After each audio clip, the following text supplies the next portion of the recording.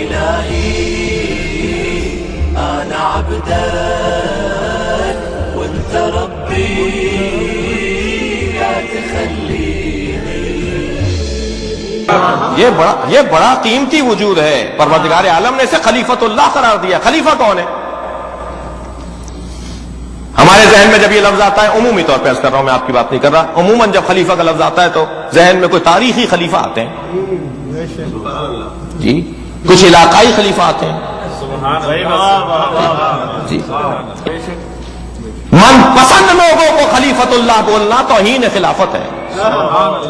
نفس پرست لوگوں کو خلیفۃ اللہ بولنا توہین خلافت ہے. یہ منصب کی توہین ہے کہ اگر کسی کو خلیفہ کہہ دیا جائے اور وہ خلیفہ نہ ہو. اور خلیفہ بھی کس کا خلیفہ؟ اللہ کا خلیفہ، رسول اللہ کے خلیفہ، اللہ کا خلیفہ. پنجاب میں ایک شہر ہے فیصل آباد، وہاں ایک بہت ہی بزرگ شخصیت اہل حدیث کے عالم دین، میں ان کا بہت ہی خاص ان سے ارادت اور محبت رکھتا ہوں، اور گزشتہ 6 مہینے پہلے ان کا انتقال ہو گیا. جناب مفتی اسحاق صاحب، مفتی اسحاق صاحب اہل حدیث کے بہت ہی بزرگ اور مستند اور پختہ عالم دین. تو اکثر ہمیشہ جب فیصل آباد کا سفر رہتا ہے، خاص طور پہ ایام اعظام میں، تو میں انہیں سلام کرنے جاتا تھا. یعنی کئی سالوں سے ایسا تھا. اس سال ان کی تعزیت کے لیے جانا ہوا، فاتحہ پڑھنے گئے، اگرچہ وہ فاتحہ لینے والے قبیلے سے بھی نہیں ہیں. جی ہاں، یہ اہل حدیث ہیں، وہ فاتحہ اس انداز سے نہیں لیتے جیسے مثلا ہمارے اور سنی بھائی لیتے ہیں. ہمیں اس سے غرض نہیں ہے کہ وہ صحیح ہیں یا وہ صحیح ہیں، میں صرف عرض کر رہا تھا. تو مفتی صاحب کی خدمت میں میں گیا، میں نے کہا صاحب آپ کی وہ ہم نے CD سنی ہے، آپ کی تقریر سنی، بڑا دل باغ باغ ہو گیا، اور ہم شیعوں کی ویسے ہی کچھ کمزوریاں ہیں جی، جو بھی اہل بیت کا ذکر کرتا ہے ہمیں اپنا لگتا ہے، اور اس میں بعض جگہ صحیح جگہ بھی پہنچ جاتے ہیں ہم، اور بعض جگہ ہم جو ہے وہ دھوکہ بھی کھا جاتے ہیں. صلوات پڑھ لیں نبی اور آل نبی پر.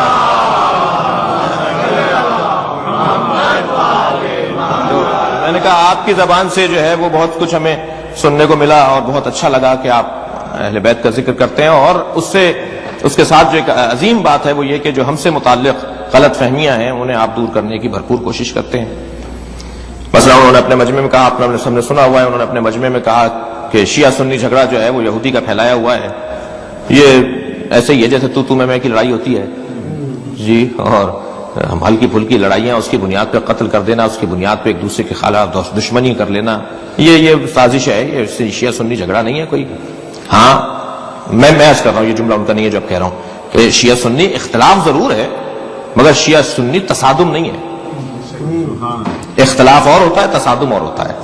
اختلاف ہمارا بہت پرانا ہے، ہمارا اختلاف بہت پرانا ہے، اور شیعہ میں بھی اختلاف ہے. اور اختلاف نہ ہو تو ادارے کیسے چلیں؟ ادارے نہ ہو تو یونیورسٹیاں کیسے چلیں؟ ادارے نہ ہو تو کتابیں کیسی لکھی جائیں؟ ادارے نہ ہو تو شاعر شعر کیسے کہے؟ خطابت کیسے ہو؟ تحقیق کیسے سامنے آئے؟ اختلاف تو تحرک کا ذریعہ ہے، اختلاف تو تحریک دلاتا ہے، اختلاف تو فعال بناتا ہے. صلوات پڑھیں ذرا محمد و آل محمد. اختلاف برا نہیں ہے، اختلاف برا نہیں ہے، تصادم برا ہے. اختلاف کو اور بڑھنا چاہیے، توجہ چاہوں گا، اختلاف کو اور بڑھنا چاہیے، تصادم نہیں ہونا چاہیے.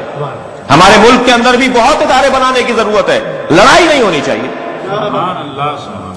ایک مولانا کے پاس بزرگ عالم دین مولانا عباس علی نجفی صاحب ایک بزرگ عالم دین تھے، ان کے پاس کوئی شکایت لے گیا کہ وہ 2 مولویوں میں لڑائی ہو گئی. کہنے لگے کوئی بات نہیں، 2 مسجدیں بنے گی. تو بھائی مسجد ہی بنے گی، صلوات پڑھ لیں ذرا محمد و آل محمد.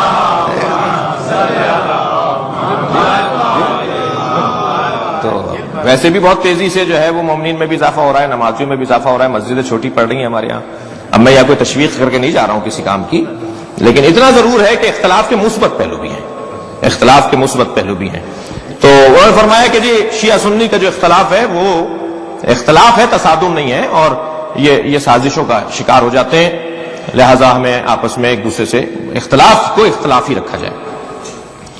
تو ایک بہت لمبا پرچہ آ گیا ان کے پاس کہ صاحب آپ نے کیا کہہ دیا، ان کی تو نماز علیحدہ ہے، ان کا کلمہ علیحدہ ہے، ان کا یہ ہاتھ کھول کے نماز پڑھتے ہیں، سجدہ رکھتے ہیں، کلمے میں علی اللہ تک بولتے ہیں، یہ بزرگوں کو برا بولتے ہیں، کسی کا احترام نہیں کرتے، اور بہت ساری باتیں جو ہے اس کے اندر لکھی ہوئی تھی. تو انہوں نے کہا یہ جتنی باتیں لکھی ہیں ان سب کے جواب ہیں، ان سب کے جواب موجود ہیں.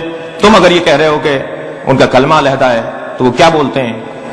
وہ کیا علی ولی اللہ لا الہ الا اللہ سے پہلے بولتے ہیں؟ وہ اللہ کی وحدانیت کے اقرار کے بعد رسول کی رسالت کا اقرار کرتے ہیں اور پھر کہتے ہیں علی ولی اللہ، علی کی ولایت کا اقرار کر رہے ہوتے ہیں، اعلان کر رہے ہوتے ہیں. تو کیا غلط ہے؟ سارے مجمع سے کہنے لگے تم بتاؤ علی اللہ کے ولی ہیں یا نہیں ہیں؟ اپنے دوستوں سے انہوں نے اقرار لیا، سب نے کہا علی اللہ کے ولی ہیں. کہنے لگے بس یہی فرق ہے، تم مانتے ہو بولتے نہیں ہو. وہ مانتے بھی ہیں بولتے بھی ہیں. صلوات پڑھے ذرا محمد و آل محمد.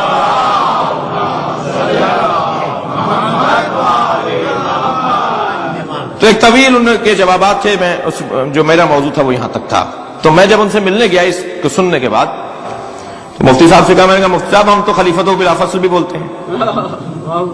آپ نے علی ولی اللہ تک ہمارا دفاع کیا اور ہمارے بارے میں آپ نے اچھی دلیل دی، لیکن ہم تو خلیفۃ بلا فصل بھی کہتے ہیں. تو کہنے لگے یہ بھی ٹھیک کہتے ہیں. میں اپنے موضوع پر پلٹ کر آ گیا. کہنے لگے آپ یہ بھی ٹھیک کہتے ہیں. میں نے کہا جی ہم کس بنیاد پر ٹھیک کہتے ہیں وہ تو میں جانتا ہوں، لیکن آپ دلیل دیں گے تو اچھی لگے گی. اب دلیل دیکھیے، ایک اہل حدیث کی دلیل جو ایک معقول دلیل بھی ہے، مشروع دلیل بھی ہے جی، اور تاریخی دلیل بھی ہے. کہنے لگے علی نبی کے خلیفہ بلا فصل ہیں اور اس میں کسی کو ناراض نہیں ہونا چاہیے، اس لیے کہ طے کیا جائے کہ پیغمبر کا کام کیا تھا. کیا اعلان نبوت سے پہلے نبی نہیں تھے؟ بھائی یہ تو انسان کی پرانی کمزوری ہے کہ یہ اپنا عیب کسی اور کے اوپر ڈالتا ہے. 40 سال کے بعد نبی ہوئے. بھائی 40 سال کے بعد وہ نبی نہیں ہوئے، تمہیں آنے میں 40 سال دیر لگ گئی. صلوات پڑھے محمد و آل محمد. یہ پہچان نہیں پایا تو کہہ رہا ہے کہ یہ تھے ہی نہیں. یہ 40 سال کے جب وہ اعلان نبوت نہیں کیا تھا تب بھی تو پیغمبر تھے، تب بھی عالم تھے، تب بھی ہادی تھے، تب بھی نبی تھے. تمام وہ چیزیں ان کے پاس جو ہدایت کے لیے اللہ نے انہیں دی. تو کہنے لگے پہلے یہ طے کیا جائے کہ پیغمبر کا اصلی منصب کیا ہے. حکومت جو پیغمبر اکرم نے مدینہ منورہ میں قائم کی. مکے میں کیا پیغمبر کے خلیفہ، اگر فرض کریں اللہ کے نظام کے مطابق مکہ مکرمہ میں سرکار اس دنیا سے چلے جاتے تو ان کا خلیفہ کون ہوتا؟ کہنے لگے خلیفہ پیغمبر کو پیغمبر کے اصلی منصب کے ساتھ جڑنے کی ضرورت ہے، اور پیغمبر کا اصلی منصب ہے ہدایت بشر. جو بشر کو صحیح رستہ دکھا سکتا ہے وہ پیغمبر کا خلیفہ بن سکتا ہے. لہذا پہلے 3 دوروں میں بھی خلیفہ بلا فصل علی ہی تھے. صلوات پڑھے محمد و آل محمد.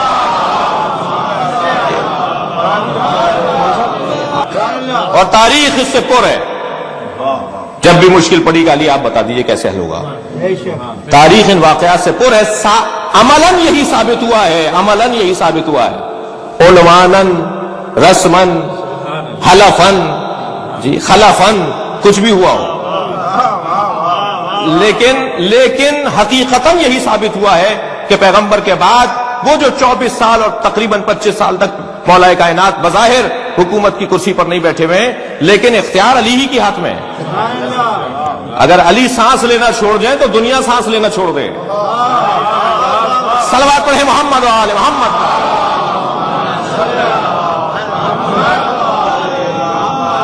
تو خلیفہ کسے کہتے ہیں آج کہ اس مجلس کے اندر؟ خلیفہ، پیغمبر کا خلیفہ کون ہے؟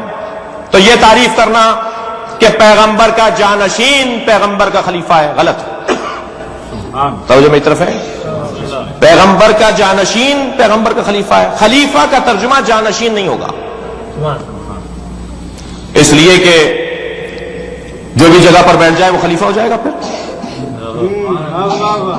پیغمبر کا جانشین، پیغمبر کا خلیفہ، پیغمبر کا جانشین، یہ ترجمہ ٹھیک نہیں ہے. خلیفہ مطلب جانشین نہیں، خلیفہ کا مطلب ہے نمائندہ. اور نمائندے کو کسی جگہ کی ضرورت نہیں ہوتی. وہ ممبر پر بیٹھا ہو تب بھی نمائندہ ہے، وہ زمین پر بیٹھا ہو تب بھی نمائندہ ہے. صلوات پڑھے محمد و آل محمد.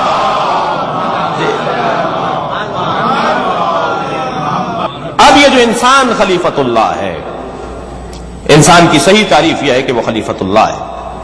تو اب لطف آئے گا میرے کم سن ساتھیوں کو کہ اگر جانشین کہیں گے تو اللہ کی کوئی جا ہے جس کے پر بیٹھنے والا خلیفۃ اللہ کہلائے گا؟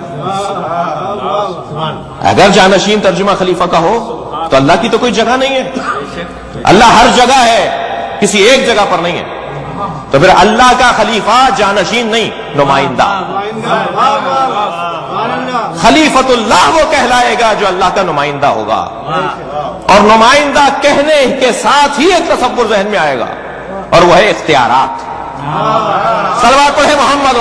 نمائندہ بنا کر بھیج دیا، اس کے ہاتھ میں اختیاری نہیں ہے، تو وہ نمائندہ نہیں ہے. اسے اختیار دے کر بھیجے گا. جتنی بھی معاشرے کی ضرورتیں ہوں گی وہ سب حل کر سکتا ہو. اللہ اکبر.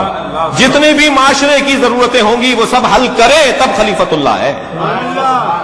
اب کوئی مخلوق یہ نہ کہہ سکے کل قیامت میں یا اللہ ہم کس کے پاس جاتے، تیرا خلیفہ کون تھا.